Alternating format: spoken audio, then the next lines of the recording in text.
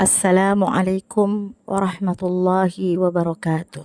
Alhamdulillah wassalatu wassalamu ala Rasulillah wa ba'd. Pada kesempatan ini kita akan belajar sejarah kebudayaan Islam kelas 11 bab ke-6, yaitu gerakan pembaruan dalam Islam. Peta konsep gerakan pembaruan dalam Islam ada 3, yaitu pertama pengertian pembaruan, yang kedua biografi tokoh-tokoh pembaruan Islam, dan yang ketiga adalah pemikiran tokoh-tokoh pembaruan Islam. Insya Allah kita akan menjelaskan satu persatu. Yang pertama adalah pengertian pembaruan.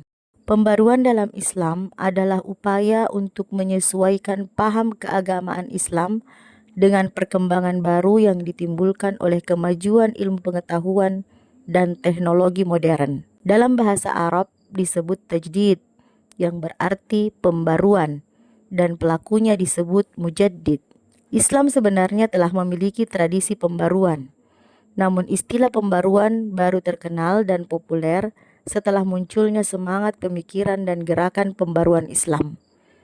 Pada abad ke-18, Islam telah mengalami kemunduran, sedangkan Barat dianggap telah maju dan modern. Kondisi itu menuntut umat Islam untuk melakukan pembaruan dalam berbagai bidang. Gerakan pembaruan mendapatkan momentum ketika Islam berhadapan dengan modernitas pada abad ke-19. Kontak langsung antara Islam dan modernitas yang berlangsung sejak Islam sebagai kekuatan politik mulai merosot pada abad ke-18, yang merupakan agenda yang menyita banyak energi di kalangan intelektual muslim. Yang kedua, biografi tokoh-tokoh pembaruan dalam Islam. Dalam hal ini disebutkan ada 5 tokoh. Yang pertama Muhammad Ali Pasha, yang kedua Jamaluddin Al-Afghani, yang ketiga Muhammad Abduh, yang keempat Muhammad Rashid Ridha, dan yang kelima adalah Muhammad Iqbal. Pertama, Muhammad Ali Pasha. Beliau lahir di Kawalla, Albania, Yunani pada tahun 1765 dan meninggal di Mesir pada tahun 1849. Ayahnya bernama Ibrahim Aga. Sejak kecil beliau memiliki keterampilan dan kecerdasan luar biasa. Beliau turut memainkan peran penting dalam dunia politik, mewariskan peninggalan megah di perbukitan Jabal Muqattam, yaitu masjid yang bernama Alabaster dengan corak menara Turki yang berwarna putih perak. Yang kedua, Jamaluddin Al-Afghani. Beliau lahir di Asadabad, Afghanistan pada tahun 1838 Masehi.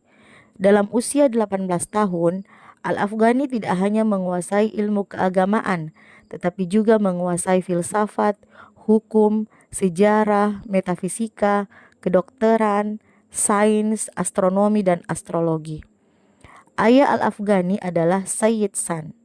Pada tahun 1864, beliau diangkat menjadi penasehat Sir Ali Khan, dan beberapa tahun kemudian beliau diangkat menjadi Perdana Menteri oleh Muhammad A'zam Khan. Yang ketiga, Muhammad Abduh. Beliau lahir di pedusunan Delta Nil, Mesir pada tahun 1849. Keluarganya terkenal berpegang teguh pada ilmu dan agama. Dalam usia 12 tahun, beliau telah menghafal Al-Quran. Pada saat berusia 16 tahun, Muhammad Abduh menikah dan bekerja sebagai petani. Namun tidak beberapa lama, sekitar hanya 40 hari, beliau melanjutkan pendidikan di Al-Azhar, Kairo. Yang keempat, Muhammad Rashid Ridha. Beliau lahir di Qalamun, Lebanon, dekat Tripoli pada tanggal 23 September 1865. Nama lengkapnya adalah Muhammad Rashid bin Ali Ridha bin Syamsuddin. Beliau dilahirkan dan dibesarkan di lingkungan keluarga terhormat dan taat beragama. Dan yang kelima adalah Muhammad Iqbal. Beliau lahir di Sialkot, Punjab, India, 9 November 1877. Leluhurnya termasuk dari kalangan kasta Brahmana yang telah memeluk agama Islam sebelumnya. Muhammad Iqbal berkelana belajar di Eropa selama 3 tahun. Selama bertahun-tahun, beliau memberikan pengaruh yang sangat besar pada perselisihan budaya, sosial, religius, dan politik. Ketiga, pemikiran tokoh-tokoh pembaruan dalam Islam. Yang pertama, Muhammad Ali Pasha. Beberapa pembaruan yang dilakukan oleh Muhammad Ali Pasha, yang pertama dalam bidang militer. Pada tahun 1815 Masehi, untuk pertama kalinya, Mesir mendirikan sekolah militer yang sebagian besar instrukturnya didatangkan dari Eropa. Yang kedua, bidang ekonomi dan sosial. Ali Pasha sangat memahami bahwa di belakang kekuatan militer harus ada kekuatan ekonomi yang sanggup membiayai. Dua hal yang sangat penting baginya, kemajuan ekonomi dan kekuatan militer. Dan yang ketiga adalah bidang pendidikan.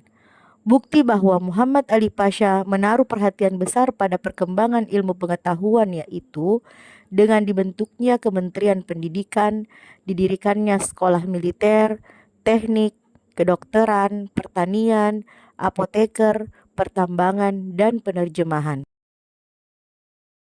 Yang kedua, Jamaluddin Al-Afghani. Al-Afghani memiliki dua tujuan yang jelas dan pokok yang menggarisbawahi misinya yang besar. Yang pertama, mengisi semangat baru di timur, sehingga ia menghidupkan kembali kebudayaan, ilmu pengetahuan, pendidikan, kebersihan agamanya yang kaya sehingga membebaskan kepercayaannya dari dunia mistik dan menjernihkan moral.